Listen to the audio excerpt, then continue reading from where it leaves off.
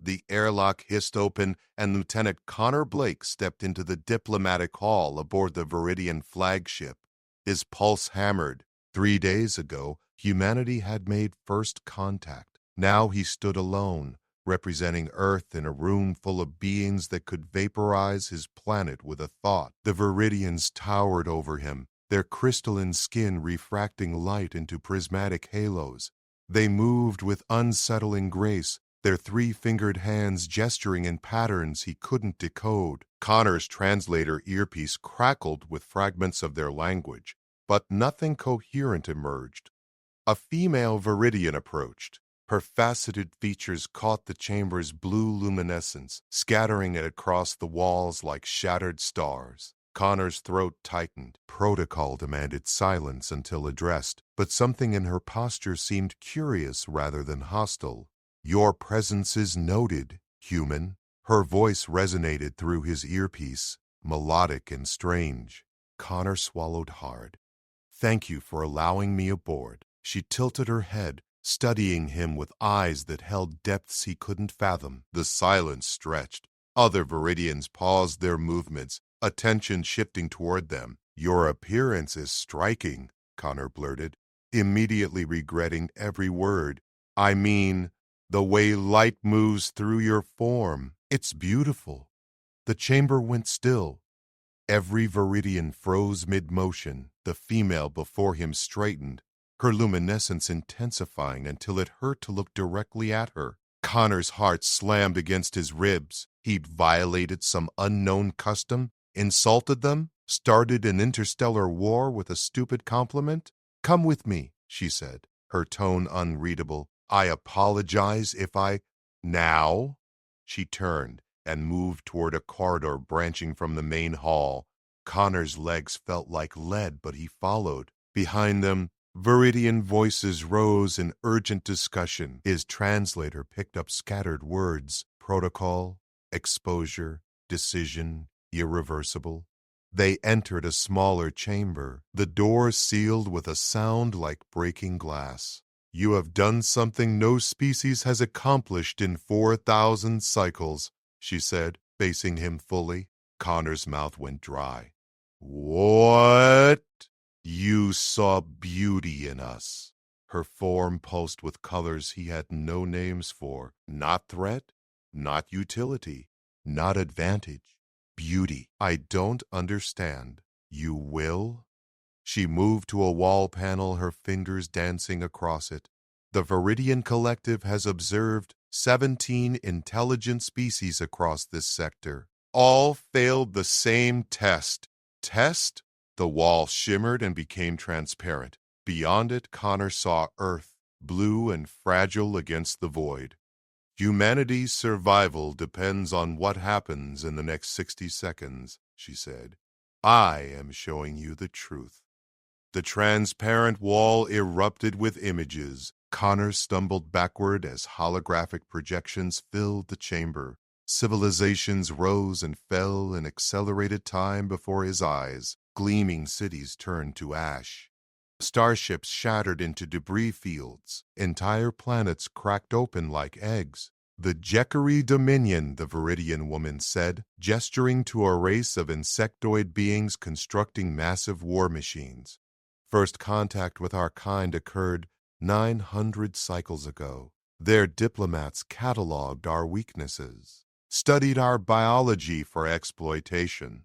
Within 3 solar rotations, they launched an assault." The hologram showed Jekari fleets surrounding a Viridian world. Connor watched weapons discharge, saw the crystalline cities below fracture and collapse. "They believed our beauty made us fragile," she continued. "They learned otherwise." The image shifted. Viridian ships emerged from nowhere, moving with impossible speed. The Jekari fleet disintegrated in silence, swallowed by weapons that bent space itself. Their home worlds followed, erased from existence with clinical precision. "Total extinction in 47 hours, she said without emotion. Connor's stomach churned. "You wiped them out completely?" "The collective does not permit threats to persist." She waved her hand and another species appeared. Quadrupedal creatures with sleek fur and intelligent eyes.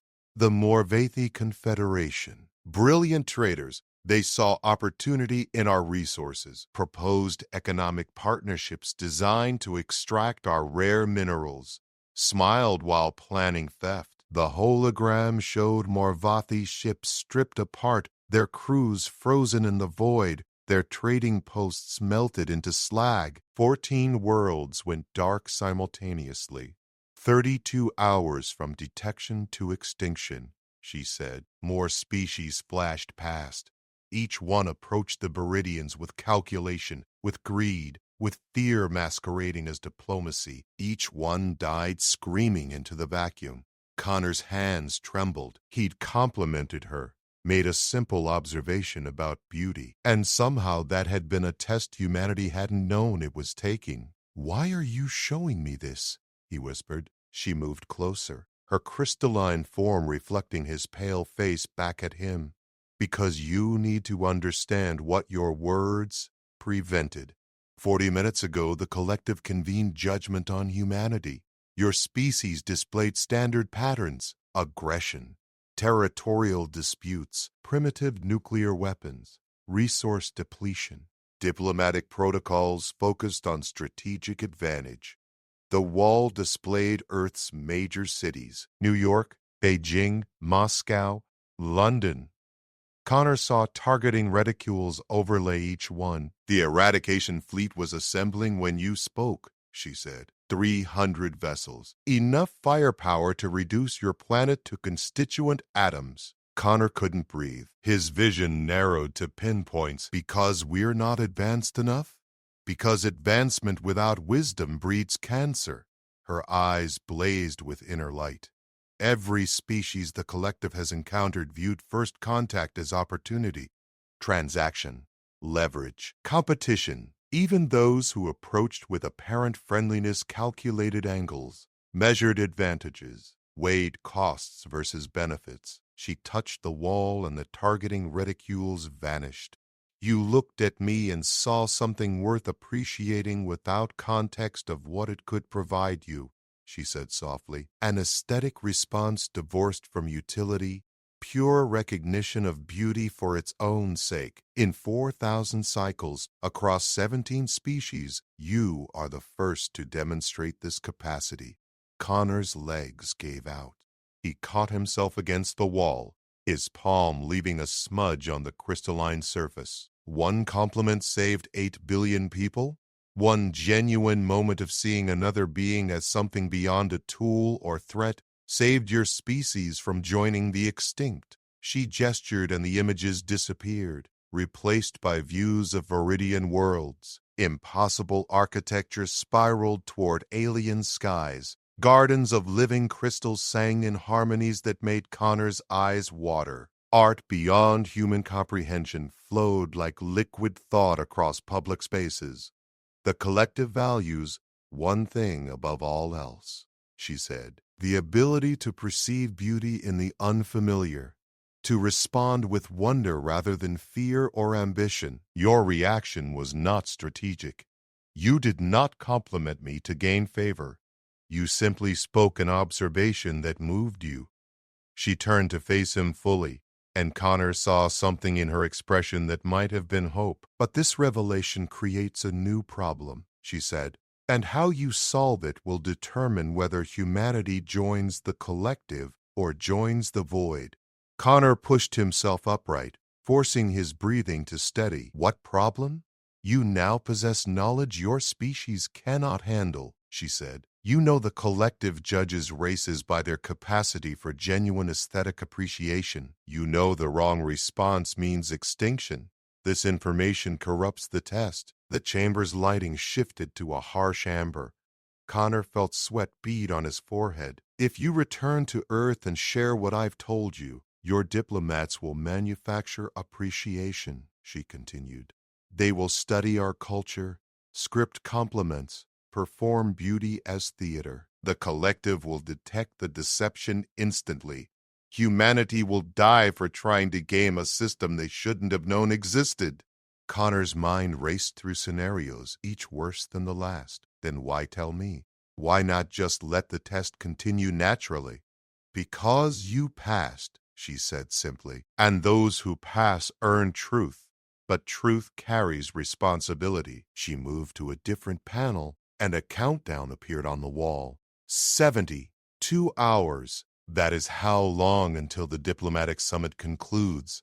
Earth's leaders will ask what you discussed with me. You must provide answers that satisfy their curiosity without revealing the stakes.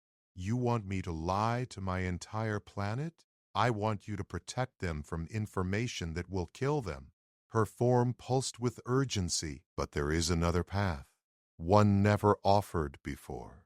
The wall transformed into a star map. Hundreds of systems glowed in networks of light, connected by threads of pure energy.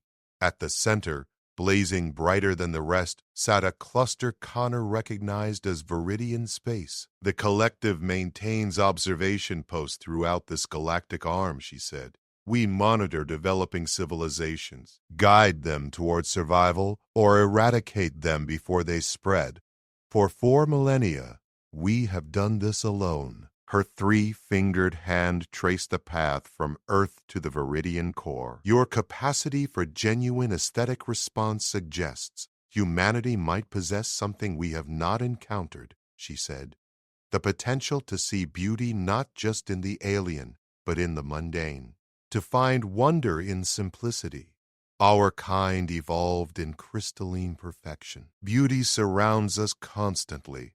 We have forgotten what it means to discover it in unexpected places.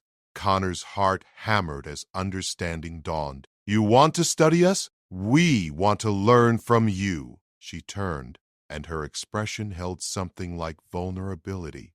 But only if you can prove your species deserves the chance. The collective has authorized an unprecedented trial. 7 human representatives will be brought aboard our vessels. They will live among us for 1 rotation of your planet around its star, 365 days. The star map zoomed in on Earth and expanded to show 7 different Viridian ships positioned around human space. Each representative will be tested continuously, she said, not through formal examination, but through observation of how they respond to our culture, our art, our ways of being. If they maintain genuine appreciation, if they continue to see beauty without calculation or performance, humanity will be invited to join the collective as junior partners. And if they fail? Her silence answered more completely than words. Connor stared at the map, his throat tight. Who chooses the representatives? You do. The weight of it crushed down on him like planetary gravity. I'm a lieutenant. I have no authority to— You are the human who passed the test, she interrupted. You understand what we seek because you possess it naturally. Your leaders will choose based on credentials, achievements, political considerations. They will send their best diplomats, their most decorated scientists, their canniest strategists, and all of them will fail, most likely. She moved beside him, and for the first time he noticed she stood only slightly taller than him. Somehow that made her more real, less alien. But you can guide the selection, suggest candidates, influence the process without revealing why certain qualities matter. Connor's mind spun through everyone he knew. Fellow officers, scientists from the contact team, cultural liaisons. How did you identify people capable of seeing beauty without agenda? How did you test for authenticity when the stakes were this high? There's something you're not telling me, he said slowly. Some other catch. Her luminescence dimmed slightly. The 7 representatives will not be allowed to return to Earth during the trial year. No communication with home. Complete isolation. This is necessary to prevent contamination of their responses through outside coaching. So I'm condemning 7 people to a year of imprisonment among aliens who might exterminate humanity if they make the wrong facial expression? Yes. No apology in her voice. No softening of the truth. Connor turned away from the map, his hands clenching into fists. Every instinct screamed to refuse, to find another way. to reject a system that judged entire civilizations on aesthetic responses. But the images of extinct species burned in his memory. The collective didn't bluff, didn't negotiate. Either humanity played by their rules or humanity ceased to exist. I need guarantees, he said finally. If I help select these people, I need assurance they won't be harmed, that the testing will be fair. The collective does not harm those undergoing trials, she said. Physical safety is guaranteed. Psychological comfort is not. They will experience profound isolation, constant scrutiny, and the knowledge that their every response affects 8 billion lives. That's not fair testing. The pressure will corrupt their reactions. All civilizations face existential pressure, she replied. How individuals respond under that weight reveals truth more clearly than comfort ever could. Connor looked at her directly, searching those alien eyes for any hint of mercy. What's your name? She seemed surprised by the question. Designation 17 Blue Meridian. That's not a name. That's a catalog number. Veridians do not use personal identifiers the way humans do. Then I'll call you Meridian, Connor said, because if I'm going to trust you with my species' survival, I need to see you as a person, not a designation. Her form blazed bright, then settled into steady radiance. This is why you passed, she said quietly. Even now, facing extinction, you seek connection. The countdown on the wall ticked below 71 hours. Will you accept the trial? Meridian asked. Connor took a deep breath and sealed humanity's fate. Yes. The diplomatic summit chamber buzzed with tension when Connor entered. Earth's entire contact delegation surrounded him within seconds. Admiral Patricia Hayes grabbed his shoulder, her grip iron tight. Where the hell have you been? She hissed. You disappeared for 3 hours with their primary liaison. We had no communication, no tracking signal, nothing. Connor met her gaze steadily. She wanted to discuss cultural exchange programs privately. Bullshit. Hayes pulled him toward a corner away from the other delegates. I've been doing this job for 20 years. I know when someone's been read into something above their clearance. What did she tell you? Every word felt like diffusing a bomb.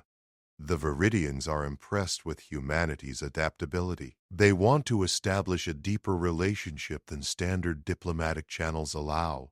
What kind of relationship? Educational exchange. 7 of our people living aboard their ships for a year. Total cultural immersion. Hayes' eyes narrowed. Why 7? Why a year? And why does a lieutenant get to hear this proposal before the admiral in charge of first contact? Because I saw beauty in her and saved us all from annihilation, Connor thought. Instead, he said, she indicated the Veridians value individual connection over hierarchical protocol. I happened to be the person she felt comfortable approaching.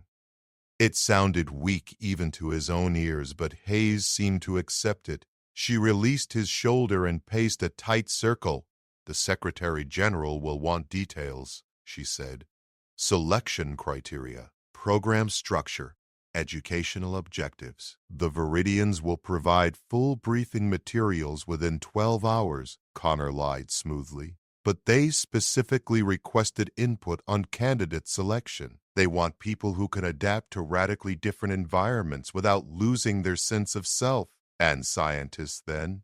Xenobiologists, linguists, cultural anthropologists, maybe. Connor chose his next words carefully, but they also mentioned valuing creativity, artists, musicians, people who think laterally rather than analytically. Hayes stopped pacing. You want to send poets into space while we're negotiating the most important treaty in human history? I want to send people who won't just catalog differences but appreciate them, Connor said. The truth bled through despite his caution. The Veridians aren't interested in pure academics. They want humans who can engage with their culture emotionally, not just intellectually. Something in Hayes's expression shifted. She studied him like a specimen under glass. What aren't you telling me? Nothing that changes the fundamental opportunity, Connor said, which was technically true. The opportunity was survival, and that hadn't changed. Hayes pulled out her tablet and started typing. I want a preliminary list of candidates by morning. Cross-reference personnel files for psychological flexibility, cultural sensitivity, and emotional intelligence. And Connor, she looked up, her gaze sharp. If this goes sideways, it's your career in the fire. Understood? Understood. She strode away toward the Secretary General's delegation. Connor sagged against the wall, adrenaline draining out of him. 12 hours to identify 7 people capable of seeing beauty under pressure without knowing they were being tested for it. 12 hours to save humanity without telling anyone they needed saving. His comm device vibrated. A message from Meridian, text only. Begin your selection. Trust instinct over analysis. Beauty recognizes beauty. Helpful as a fortune cookie. Connor pulled up the personnel database and started scrolling through files. Thousands of names, scientists, soldiers, diplomats, engineers. How did you spot genuine aesthetic appreciation in a resume? He filtered for personnel with artistic hobbies, painting, music, photography, writing. The list shortened to 400 names. Still impossible. Connor closed his eyes and thought back to the moment in the diplomatic hall. He hadn't planned the compliment, hadn't calculated its impact. He'd simply responded to what he saw with honest appreciation. Who else did he know that operated that way? Lieutenant Sophie Grant from engineering. She sketched spacecraft designs by hand, said the act of drawing helped her understand the machines better, saw elegance in functional curves. Dr. Raymond Cole, the mission's geologist.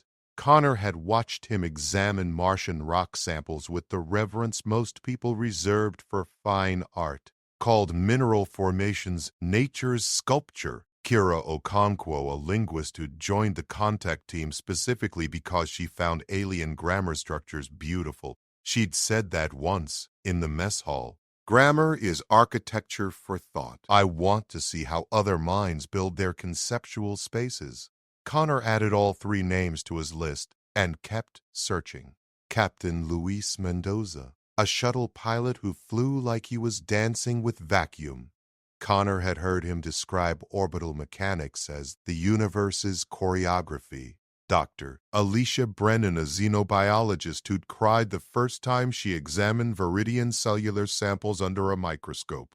Happy tears, she'd insisted. It's just so elegantly designed. Maya Nakamura, a cultural attaché who collected music from every human culture. She told Connor once that she believed harmony was the closest thing to universal truth humanity had discovered. 6 names. Connor needed 1 more. His comm vibrated again. Another message from Meridian. The 7th must be someone who surprises you, someone who seems wrong but feels right. Connor stared at the cryptic instruction. Someone wrong but right. He scrolled through the database again, this time looking at personnel he'd normally dismiss. Private First Class Danny Wright, 19 years old, barely out of basic training. He'd been assigned to the diplomatic mission as part of the security detail, despite having 0 qualifications beyond good marksmanship. His file showed multiple disciplinary incidents for insubordination, but the notes were revealing. Refused to follow order to destroy wild vegetation growth in barracks courtyard. Claimed the plants were beautiful and deserved protection. Another incident. Delayed patrol route to observe planetary sunrise. Submitted written apology describing the light diffraction through the atmosphere as too meaningful to ignore. The kid was a disaster as a soldier, but he kept choosing beauty over duty. Connor added Danny Wright to the list and sent it to Hayes. Her response came back within minutes. Right? Are you serious? The kid's 1 reprimand away from discharge. Connor typed carefully. The Viridians specifically want diverse perspectives. Wright represents humanity's younger generation. Fresh eyes. 3 minutes of silence. Then, fine. But if he screws this up, You're explaining it to his parents. Final selection meeting in 6 hours. Be ready to defend your choices. Connor collapsed into a chair and closed his eyes. 7 names. 7 people who might save humanity or doom it. 7 individuals about to be thrust into isolation and scrutiny without understanding the true stakes. His calm vibrated one more time. Well chosen. Meridian's message read. Now comes the harder part. You must prepare them without revealing the test. Give them tools to survive what they cannot know is coming. Connor's hands shook as he started composing briefing materials. How did you teach someone to be authentically themselves when their every action would be judged? How did you prepare people for a test they'd fail the moment they knew it existed? The countdown in his mind ticked below 64 hours. Somewhere in the Viridian fleet, weapons capable of cracking planets waited in silence, and Connor held humanity's fate in 7 carefully chosen names. The briefing room felt too small for the weight it carried. Connor stood before the 7 selected candidates, each pulled from their duties with minimal explanation. Sophie Grant sat with perfect posture, her engineer's mind already calculating angles. Raymond Cole examined the room's lighting with academic interest. Kira Okonkwo tapped notes into her tablet. Luis Mendoza looked relaxed but alert. Alicia Brennan kept glancing at the window showing the Viridian flagship. Maya Nakamura had her eyes closed, possibly meditating. Danny Wright fidgeted in his chair like he expected punishment. Admiral Hayes stood beside Connor, her presence a constant pressure. You've been selected for an unprecedented opportunity. Connor began, hating the corporate emptiness of his words. The Viridians have offered a year-long cultural exchange program. You'll live aboard their vessels, learn their language and customs, and serve as humanity's first deep immersion ambassadors. Why us? Sophie asked immediately. No offense to present company, but we're not exactly the A-team. Hayes stepped forward. The Viridians specifically requested individuals with diverse skill sets and demonstrated adaptability. Each of you has shown exceptional capability in your fields while maintaining what they called flexible cognition. That's corporate speak for weird, Danny muttered. A few suppressed smiles around the table. It means, Connor said carefully, that you approach problems creatively. You see connections others miss. You're comfortable with ambiguity. Translation, we're expendable test subjects, Raymond said without malice. If this goes bad, Earth hasn't lost critical personnel. The room went quiet. Connor met Raymond's gaze and made a decision. Not the truth, but close enough to matter. You're not expendable, he said. You're essential. The Viridians are testing whether humanity is worth their time and resources. They've observed us for months. They know our technology, our political systems, our military capabilities.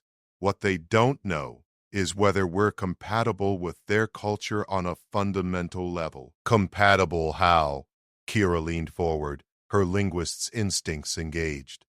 They're asking if we can coexist without conflict, Connor said. If humans can adapt to truly alien perspectives without trying to change them or exploit them.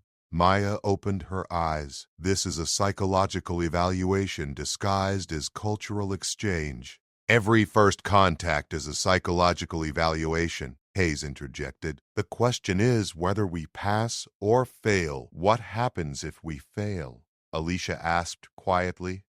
Hayes looked at Connor. He felt the weight of truth pressing against his sealed lips. Extinction hovered one honest word away. Relations become strained, Connor said.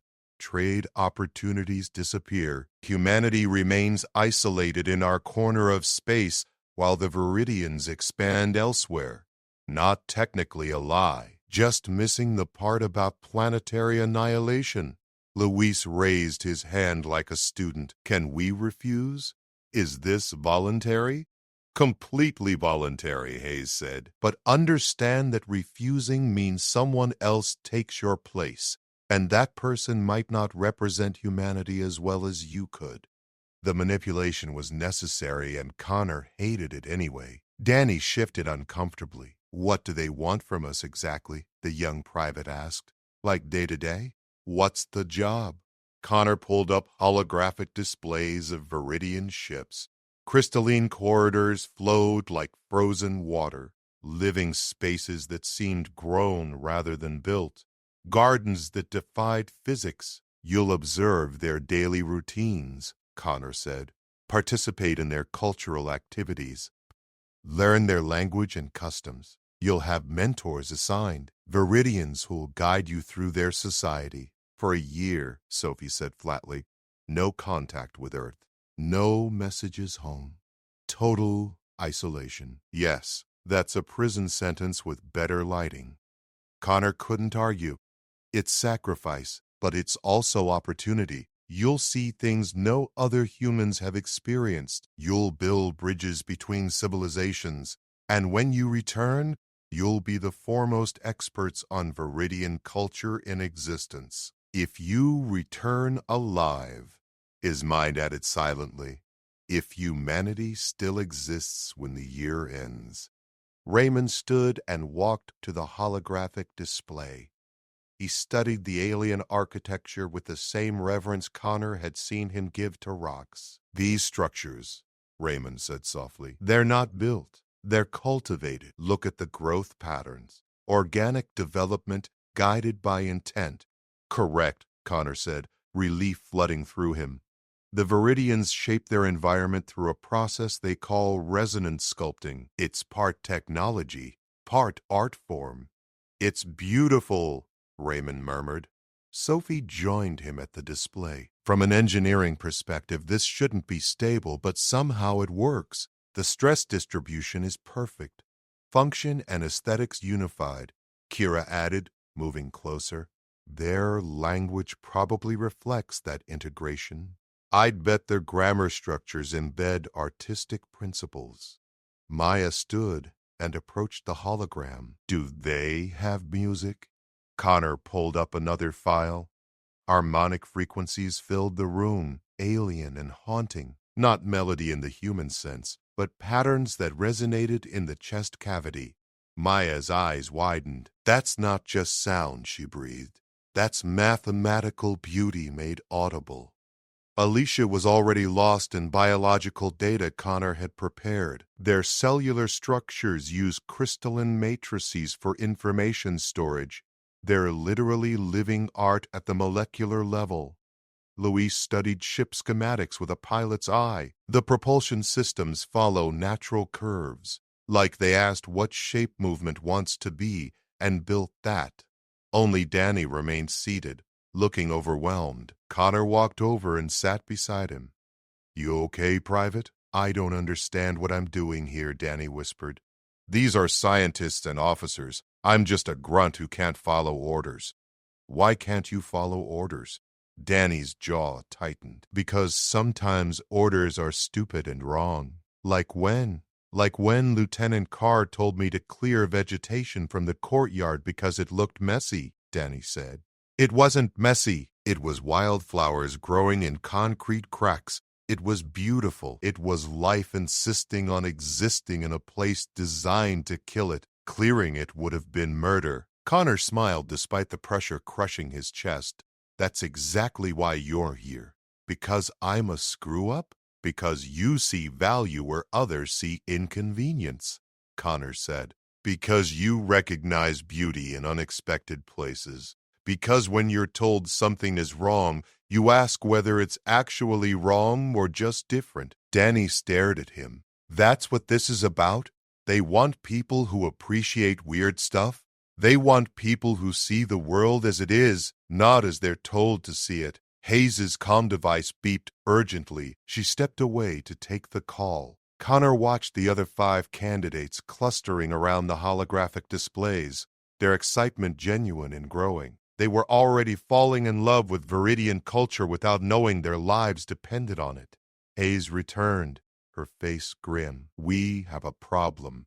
The Secretary General wants to add 3 candidates to the program. Political appointees. People with connections. Connor's blood froze. The Viridian specified 7. The Secretary General thinks 10 sounds better. More comprehensive. Better optics. No. The word came out harder than Connor intended. The program structure is designed for 7. The Viridians were explicit about the number.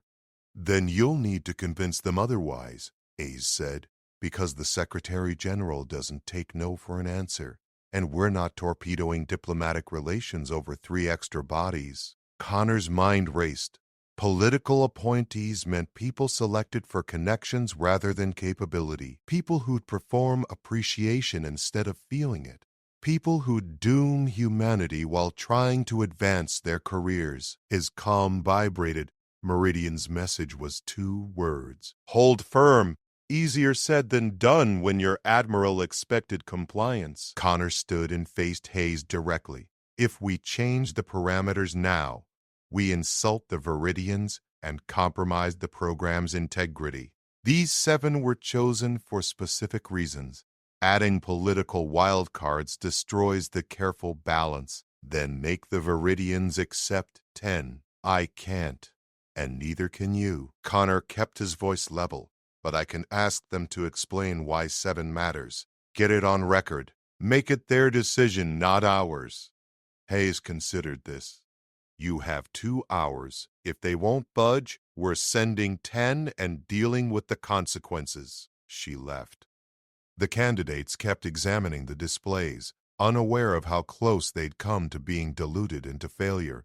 Connor sent a message to Meridian. Need your help. Political pressure to add 3 candidates.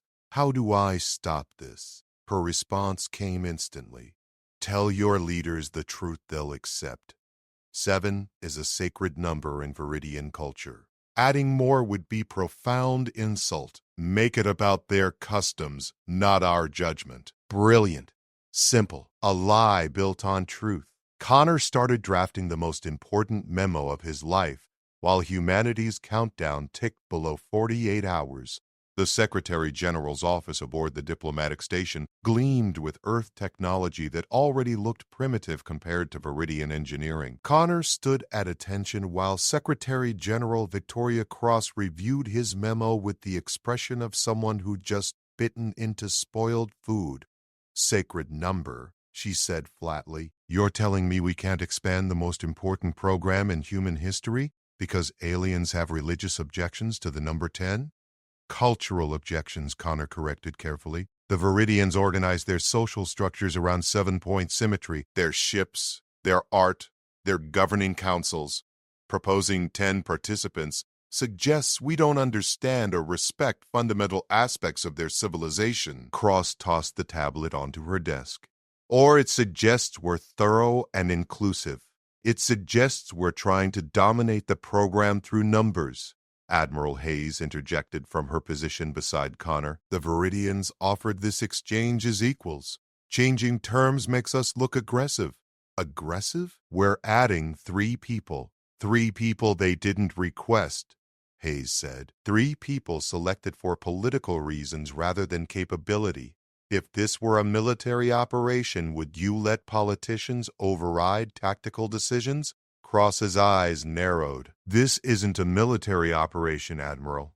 With respect, Madam Secretary, it's more critical than one.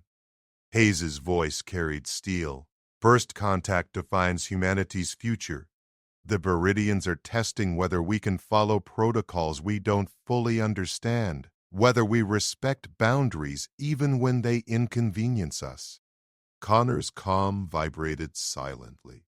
He glanced down. Meridian's message read simply, 30 minutes until final decision window closes.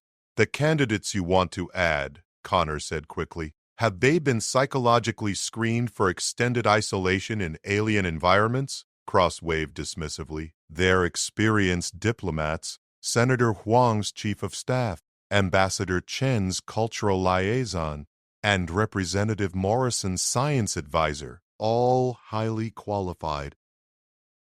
Have they been screened? Connor repeated. They will be. In 30 minutes? Connor let skepticism color his tone, because that's when the Viridian acceptance window closes. After that, the program launches with whoever's confirmed or it doesn't launch at all. Cross stood abruptly. Then we tell the Viridians we need more time. They don't negotiate timelines, Hayes said. Lieutenant Blake, show her the cultural brief. Connor pulled up holographic data. The Viridians operate on what they call resonance cycles, specific windows when actions align with cosmic patterns they perceive. This exchange window opened 3 days ago. It closes in 29 minutes. Miss it, and the next window doesn't open for 8 months. He had no idea if any of that was true.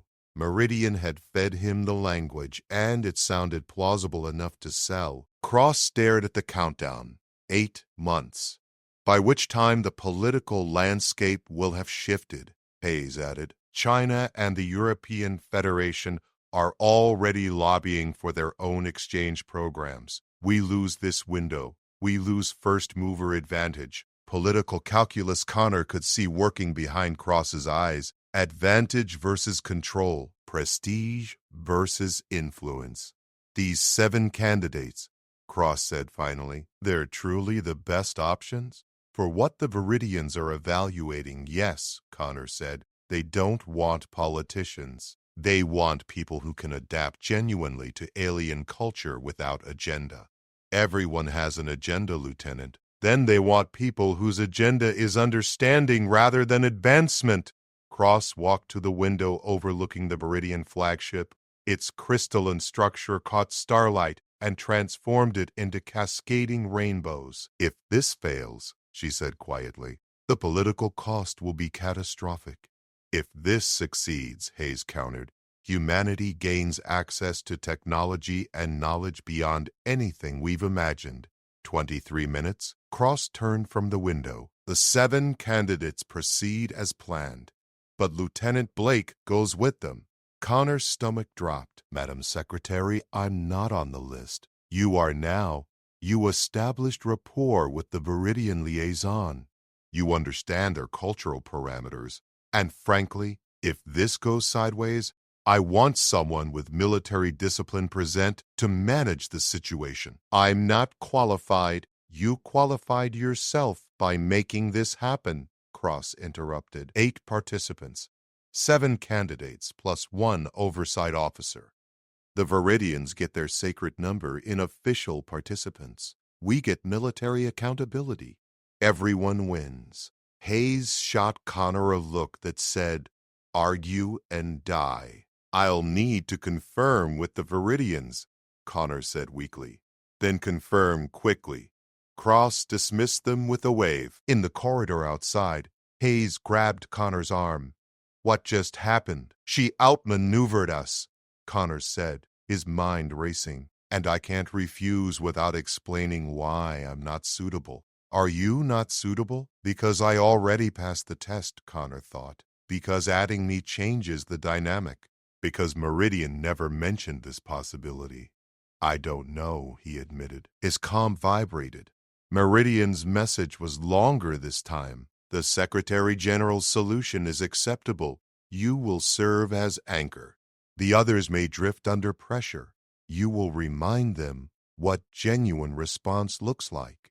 But you must not tell them this. They must see you struggling alongside them, not guiding them. 17 minutes. Connor sent back.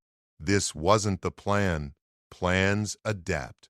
Beauty emerges from unexpected changes. Accept the role. Hayes was watching him expectantly. Connor took a breath and nodded. I'll do it. Good.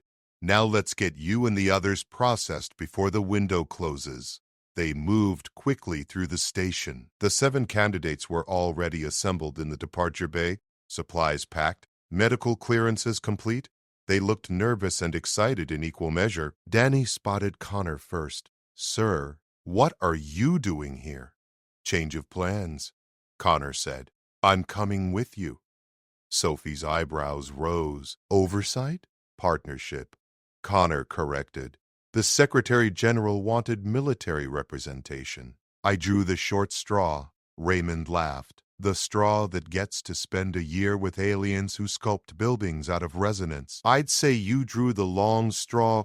The departure bay doors opened. Viridian transport craft waited beyond, their interiors visible through transparent hulls, living spaces that looked grown rather than manufactured, soft bioluminescence instead of harsh LED, furniture that seemed to anticipate body shapes. Maya gasped softly.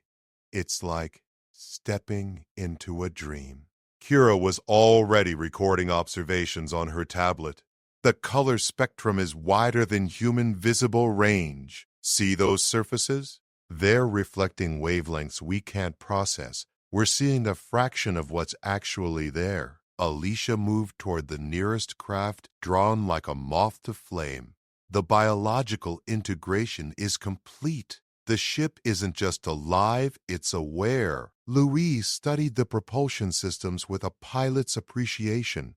No visible thrust mechanisms. It must manipulate space-time directly. Sophie ran calculations on her tablet. The structural integrity depends on active maintenance of crystalline bonds. If the power fails, the whole thing would collapse.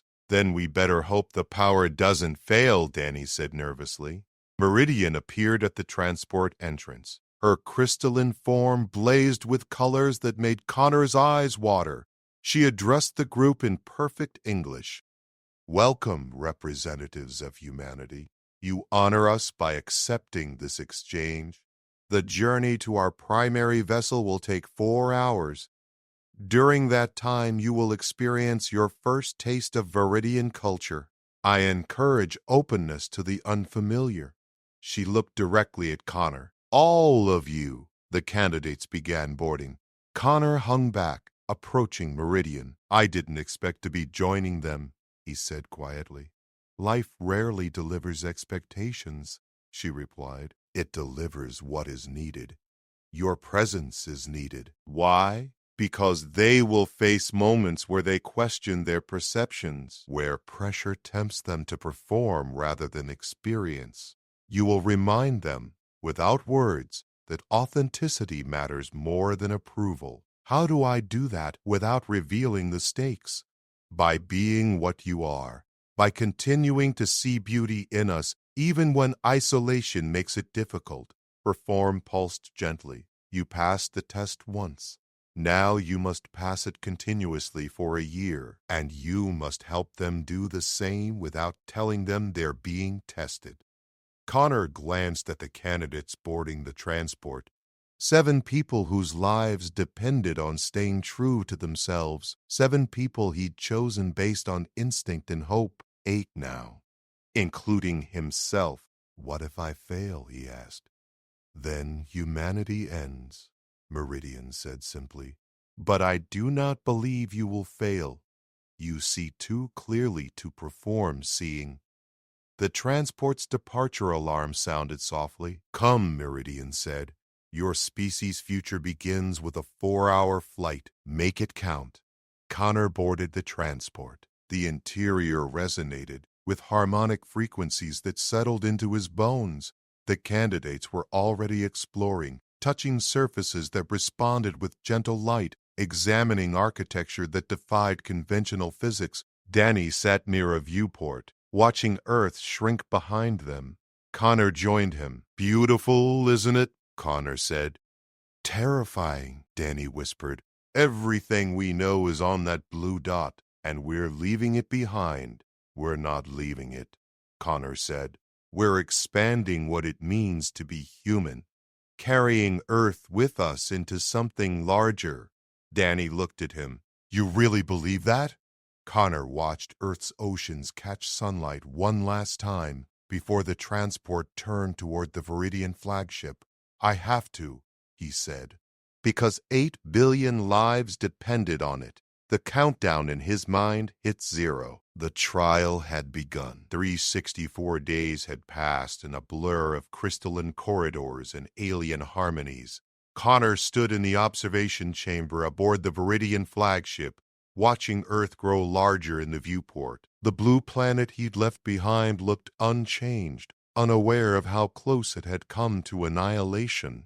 Behind him, the 7 candidates gathered their belongings. A year of isolation had transformed them in ways Connor hadn't anticipated. Sophie designed spacecraft now using resonance principles she'd learned from Viridian engineers. Raymond cataloged mineral formations with poetry in 3 languages. Kira spoke fluent Viridian and claimed to dream in their grammatical structures. Lewis piloted with an understanding of space-time that made veteran captains envious. Alicia had co-authored biological studies with Viridian scientists. Maya composed music that bridged human and alien aesthetic traditions. And Danny, the 19-year-old private who'd seemed like the riskiest choice, had become the Viridians' favorite. He'd maintained childlike wonder through every moment, finding beauty in details others overlooked.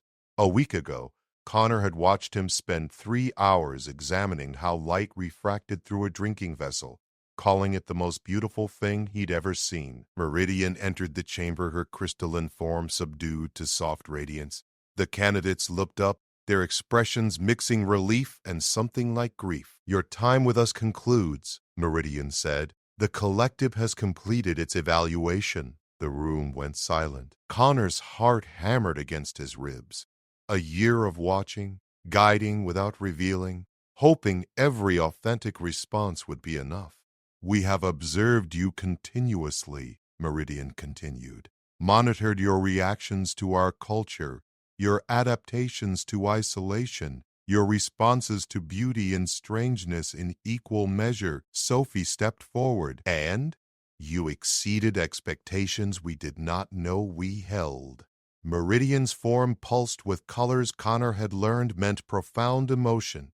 "In 4,000 cycles, 17 species failed our evaluation. Humanity is the first to pass." The words took a moment to register. Alicia's hand flew to her mouth. Luis laughed with pure relief. Maya sat down hard, tears streaming. Raymond pulled Kira into a hug. Danny just stared, processing. Connor felt the weight of the year lift from his shoulders.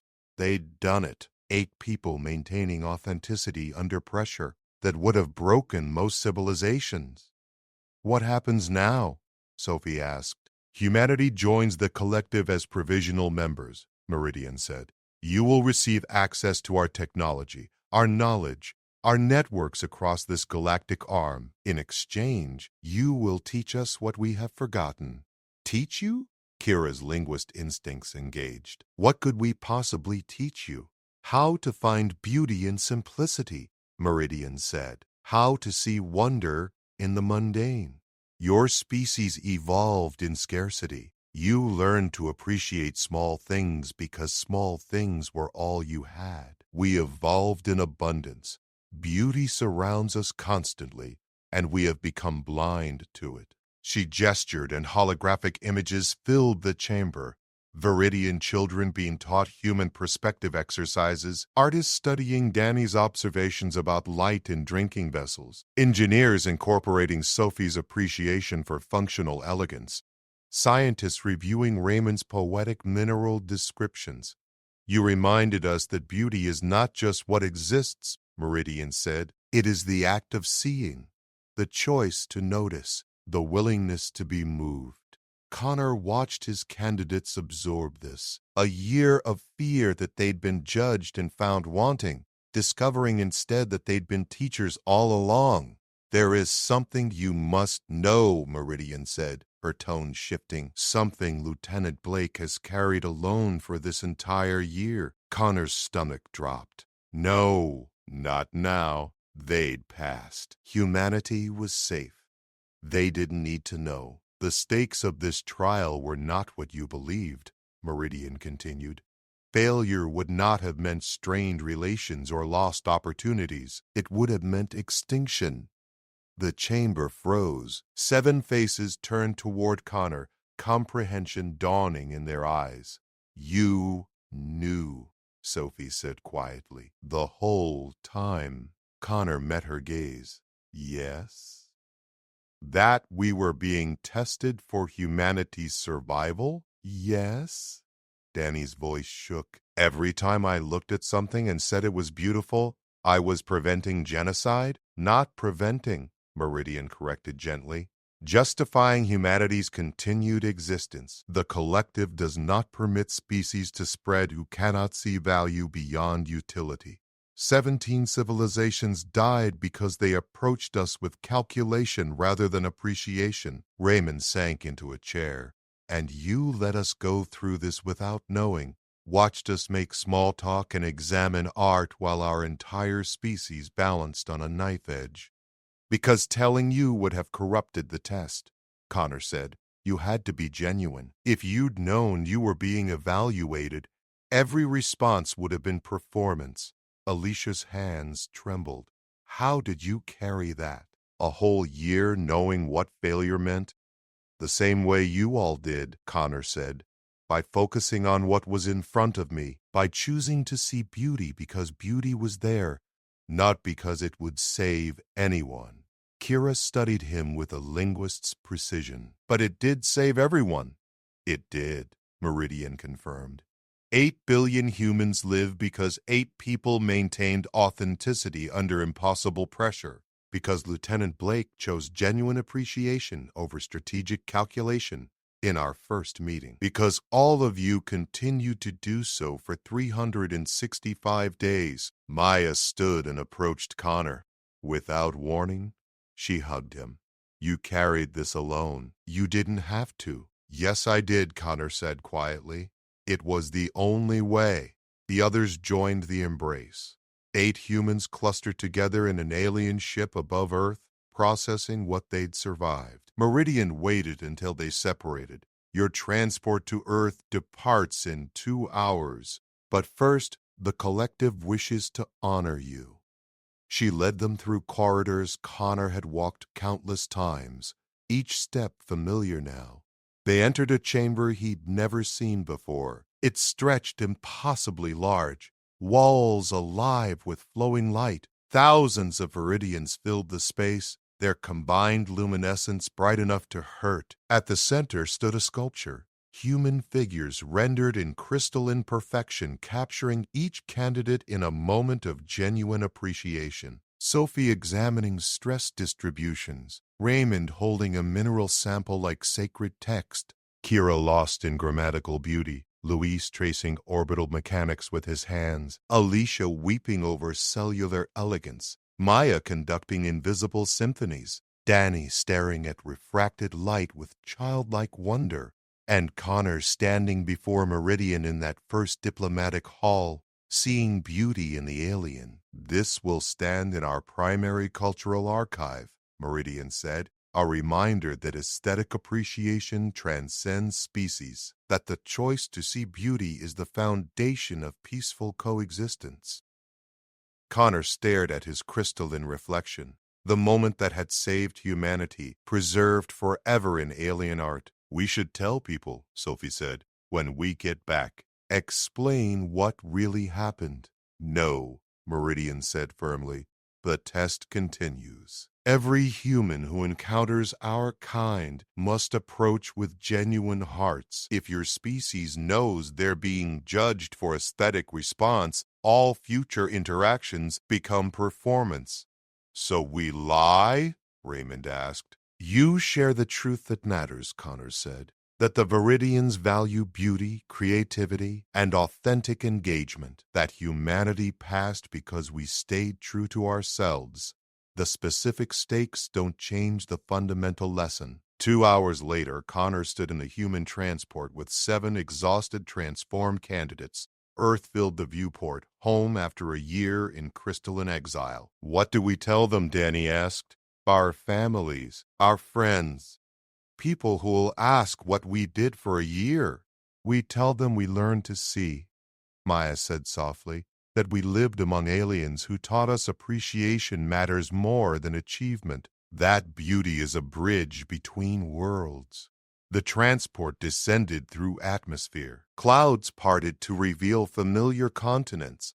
The landing facility teemed with press, politicians, families desperate for reunion. Connor's calm vibrated one final time.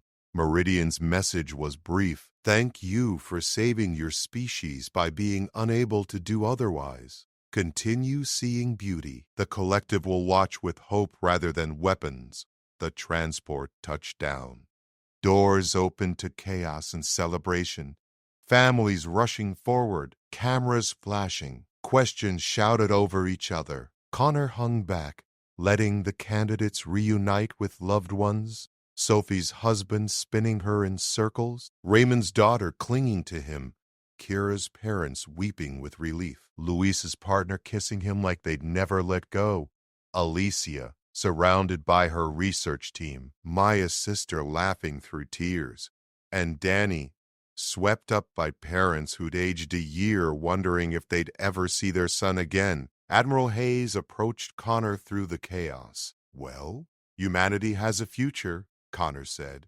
Because of your candidates? Because of their honesty? Connor watched the reunions, feeling the weight of secrets he'd carry forever. They stayed themselves when everything depended on it. Hayes studied his face. You're not telling me something. I'm telling you everything that matters, Connor said. We passed.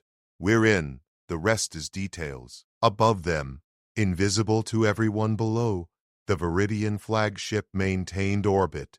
Weapons designed to crack planets remained dormant. The eradication fleet that had assembled a year ago dispersed to other systems, other evaluations, other species who didn't yet know they were being tested. Connor looked up at the sky, at stars that held both promise and judgment. Somewhere in that vastness, Meridian watched over a sculpture of 8 humans who'd saved their world by refusing to pretend. Beauty had won. Humanity had survived. And in diplomatic halls across Earth, new protocols were being written. Guidelines emphasizing cultural appreciation over strategic advantage. Training programs focused on genuine engagement rather than calculated performance, because 8 people had spent a year proving that authenticity mattered more than any weapon humanity could build. Connor smiled and walked toward the chaos of homecoming, carrying secrets that would die with him, and truths that would reshape civilization. One compliment had started it, one choice to see beauty in the unfamiliar, one genuine moment in a universe of performance, and 8 billion people